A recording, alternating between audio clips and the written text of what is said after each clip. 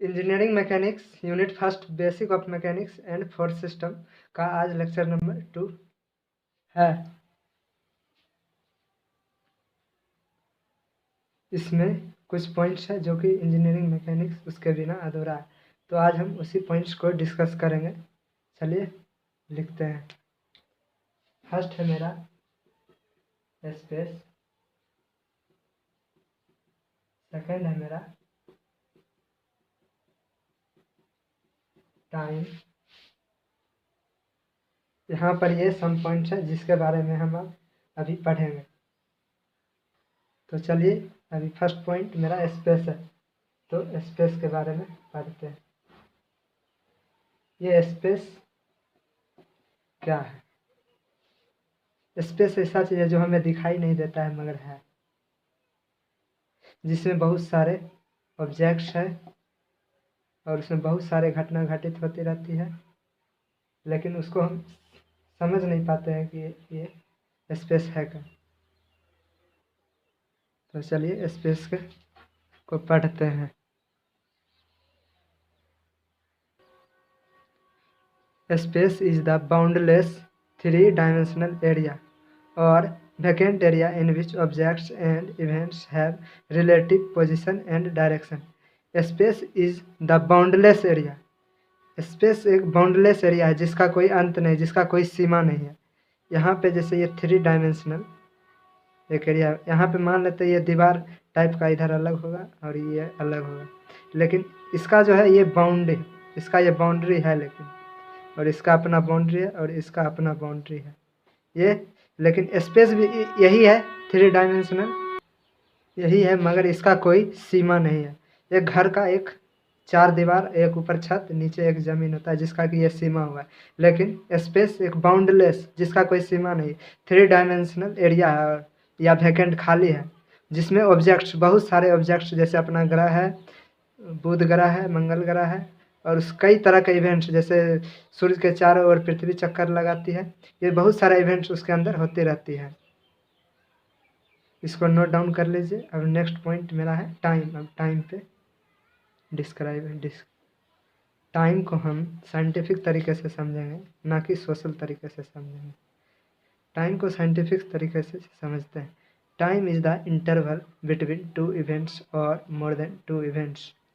Time जो है 2 घटनाओं के बीच का इंटरवल है, अंतराल है, और 2 से अधिक घटना, एक घटना इस क्षण घटी है, दूसरा घटना इस क्षण घटी है, और इसमें जो हमें प्रतीक्षानुभूति प्रदान होती है, हमें जो प्रतीक्षा करने को मिलता है, उस प्रतीक्षानुभूति को हम समय कहते हैं।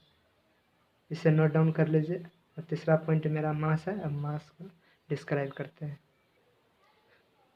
Mass, an objects mass is the strength of its gravitational attraction to other bodies. Mass मेरा एक ग्रेविटेशनल अट्रैक्शन है टू अदर बॉडीज। यहाँ पे हम 2 बॉडीज लेते हैं जिन दोनों का मास अलग अलग है। जिस बॉडी का मास ज़्यादा है वो पहले ग्रेविटी के फॉलो करके नीचे गिरेगा, और जिसका कम है मास वो थोड़ा धीरे धीरे गिरेगा। इस बॉडी का मास ज़्यादा है, इसका कम है। इसे अगर अंतरिक्ष में ले जाते हैं तो इस दोनों का मास हमें पता नहीं चलता, लेकिन अगर हर एक ग्रह, हर एक जगह का अलग अलग अपना अपना गुरुत्वाकर्षण होता है, इसको हम पृथ्वी के ग्रेविटेशनल के रिस्पेक्ट में इन दोनों का मास को हम कैलकुलेशन करते हैं, तो इसका मास ज़्यादा है और इसका कम है। इसको नोट डाउन कर लीजिए। अब हम चौथा पॉइंट जो है मेरा पार्टिकल, उस पर डिस्कशन करते हैं। Particle, A particle is a small localized object to which can be ascribed several physical or chemical properties such as volume, density और mass. A particle, एक ऑब्जेक्ट का पार्टिकल इतना सा हो सकता है, इससे भी छोटा सा हो सकता है, इससे भी छोटा सा हो सकता है। एक ऑब्जेक्ट पार्टिकल से मिलकर के बना होता है, और उस पार्टिकल का एक फिजिकल एंड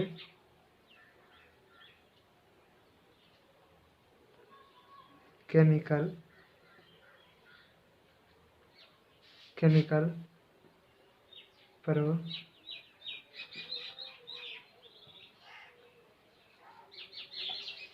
केमिकल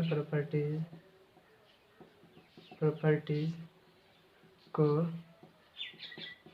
जांच करते हैं। पार्टिकल एक ऑब्जेक्ट का सबसे स्मॉलेस्ट पार्ट होता है जहाँ से हम लोग किसी भी ऑब्जेक्ट का केमिकल प्रॉपर्टीज और फिजिकल प्रॉपर्टीज को जांच करते हैं। फॉर एग्जांपल, यदि कोई दो वस्तु है, जैसे ये मेरा पेन है और ये कागज़ है, तो इस दोनों का डेंसिटी क्या होगा ये हम नहीं पता कर सकते हैं पूरे ऑब्जेक्ट को देखकर, क्योंकि इसमें कुछ खाली है, कुछ में इंक भरा हुआ है और इधर कागज़ है और कागज़ में कुछ पेंट लगा हुआ है।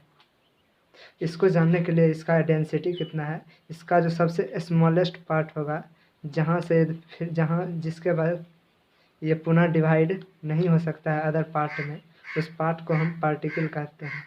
ये मेरे हाथ के द्वारा इतना टुकड़ा में टूट गया, लेकिन कुछ और ऐसे मशीन होगा जो इसको और भी पार्ट में तोड़ सकता है, और जो सबसे स्मॉलेस्ट पार्ट होगा इसका वो पार्टिकल होगा, जहाँ से हम किसी भी ऑब्जेक्ट का फिजिकल और केमिकल प्रॉपर्टीज़ का जांच कर सकते हैं।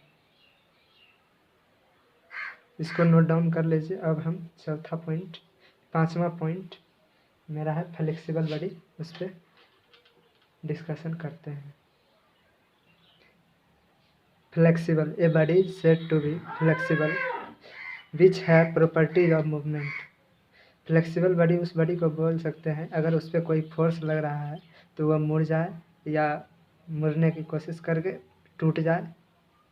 जैसे ये एक बॉडी है, कागज़ है और इस पर हम कोई फोर्स लगा रहे हैं, ये मुड़ गया, ये मेरा फ्लेक्सिबल बॉडी है।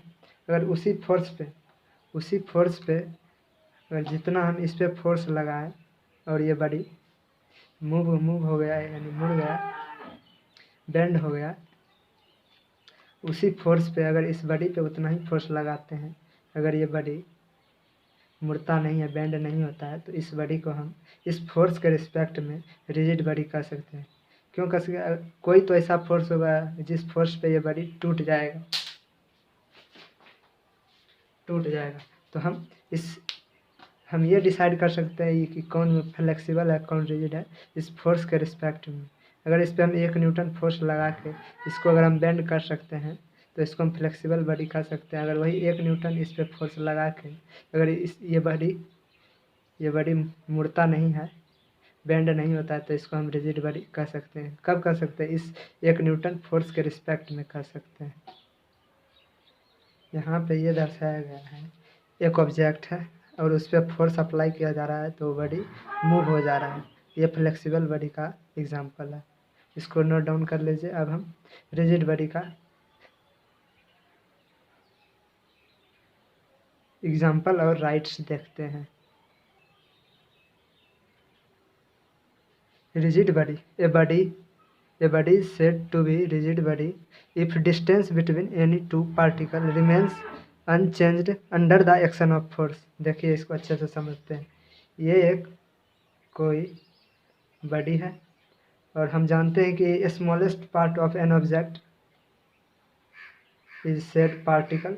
ये जो एक बॉडी है इसका जो स्मॉलेस्ट पार्ट है इसको हम पार्टिकल करते हैं, और यहाँ पे कहा गया कि distance between any two particle, एक और दो पार्टिकल, रिमेन्स अनचेंज, जिसका डिस्टेंस चेंज नहीं होगा under the action of force. ये एक मेरा ऑब्जेक्ट है और इसका डिस्टेंस r है, ये पॉइंट मेरा a है और ये पॉइंट मेरा b है। रिजिड बॉडी में किसी दो पॉइंट, एक ऑब्जेक्ट का किसी दो पॉइंट यानी दो पार्टिकल का जो डिस्टेंस है r, आफ्टर अप्लाइंग फोर्स इसका जो ये डिस्टेंस है अनचेंज रहेगा, यानी ये r है और ये r डैश है, तो यहाँ पे r बराबर r डैश। कब? जब अप्लाइड इस पर फोर्स रहेगा, तो इसका जो है ये बॉडी भले ही यहाँ से घिसक के यहाँ आ सकता है, मगर इसका जो डिस्टेंस है ये टूट नहीं सकता, ये हट नहीं सकता, तब उस बॉडी को हम रिजिड बॉडी कह सकते हैं। इसको नोट डाउन कर लीजिए। अब मेरा 2 पॉइंट बचा है, स्केलर क्वांटिटी और वेक्टर क्वांटिटी। इसको अभी हम डिस्क्राइब करते हैं।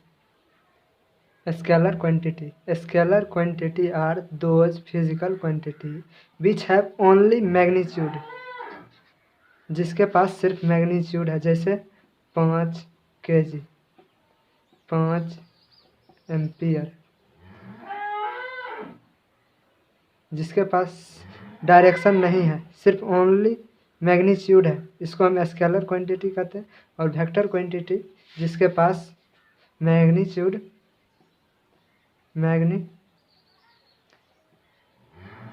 जिसके पास मैग्नीट्यूड एंड डायरेक्शन दोनों हो, उसे वेक्टर